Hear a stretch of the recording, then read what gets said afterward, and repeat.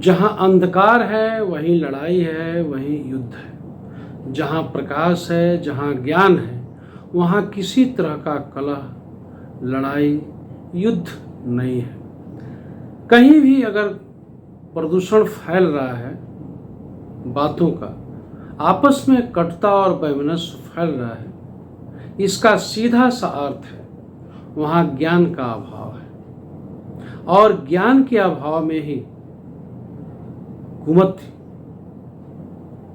जन्म लेती है, कलह बढ़ता है और आपस में लोग लड़ते हैं।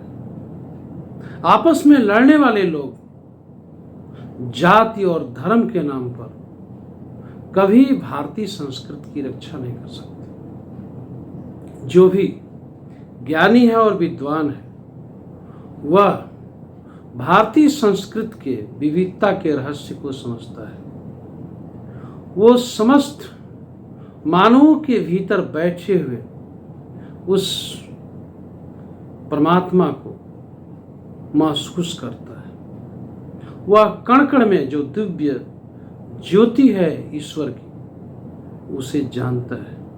इसलिए कभी ज्ञानियों के बीच किसी प्रकार का कलह हो ही नहीं सकता, क्योंकि सभी तरफ उसको एक ही ज्योति दिखाई देती है। ये जो आप लड़ाई देख रहे हैं, जो कला देख रहे हैं, जो जाति और धार्मिक कटुता देख रहे हैं, ये सब अज्ञानियों के फौज की वजह है। भारत वर्ष में कोई भी विवाद किसी भी कोने से उठता है, आप पाएंगे कि जो विद्वान हैं, जो साहित्यकार हैं, जो कवि हैं और जो साहित्य और संस्कृति की गहरी समझ रखते हैं, उनके भीतर से कभी इस तरह की बात नहीं आएगी जिससे समाज आपस में बटे, किसी के प्रति भेद रखे और अंतर्कलह पैदा हो। हमेशा उनके बातों में कुछ ऐसा होता है, केवल जुड़ने की बात, लोगों को करीब लाने की बात और उन रहस्यों की बात जो समाज को, देश को एक सूत्र में पिरोने का काम करे। अब ये हाल के दिनों में जो उत्तर प्रदेश में आप देख रहे हैं, एक जातियां दूसरे जातियों के ऊपर प्रहार कर रही हैं। ये जो प्रहार करने वाले लोग हैं, दूसरे को नीचा दिखाने वाले लोग हैं, ये अनपढ़, गंवार, जाहिल और धर्म के तत्व को गहराई से न समझने वाले लोग हैं।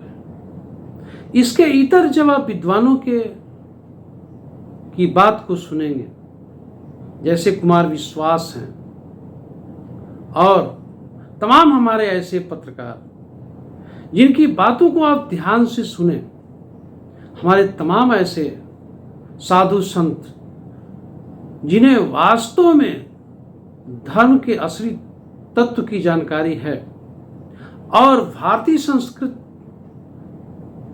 को समझने में वो दिलचस्पी दिखाते हैं, कभी उनसे आप इस तरह की बात नहीं सुनेंगे जिससे दूसरे को कष्ट हो, किसी के भावनाओं को ठेस लगे। ईश्वर की कोई जात नहीं होती। जब ईश्वर की कोई जाति नहीं है और ईश्वर का कोई धर्म नहीं है, हमारे शास्त्रों में तो उन्हें आदि अनंत, न दिखने वाला, सर्वत्र व्याप्त और ब्रह्मांड के हर कणों में विराजमान रहने की बात की गई है। तो ऐसे में हम उस ईश्वर को किसी जात, किसी धर्म, किसी मजहब, किसी वर्ग में बांधने की कोशिश करें, ये हमारी सोच इसमें झलकती है।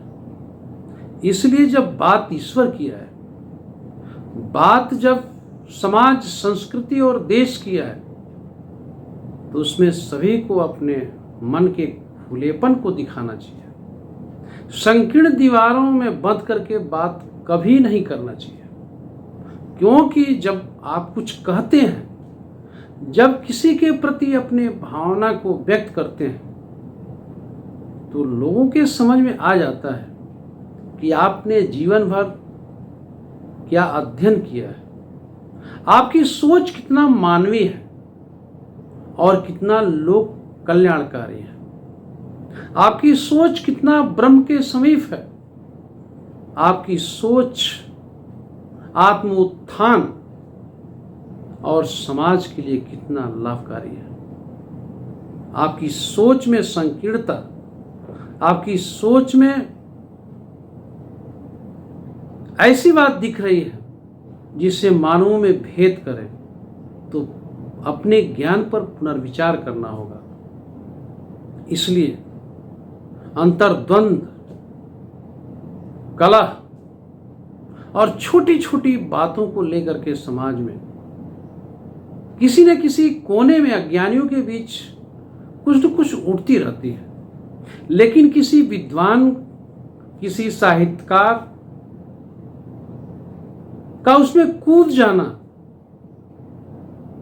और अनर्गल प्रलाप करना, यह भारतीय संस्कृति के लिए शुभ नहीं है। जहां तक राजनीति का सवाल है, तो राजनीति तो हर पल इसी मुद्दे पर आती है कि कहां कौन सी बात उठे, उस बात के आधार पे सामाजिक ध्रुवीकरण किया जाए, लोगों को बांटा जाए, जाति और धर्म के नाम पर अपने वोट को बढ़ाया जाए। तो भाई दो दृष्टि रखनी पड़ेगी।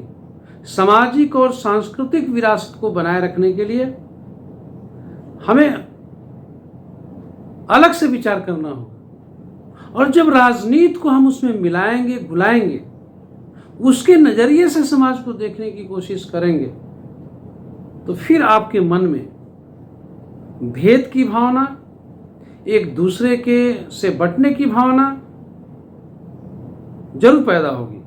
क्योंकि राजनीति अपने वोट के उद्देश्यों के लिए होती है, अपने अपने वोटर को सेट करने के लिए होती है।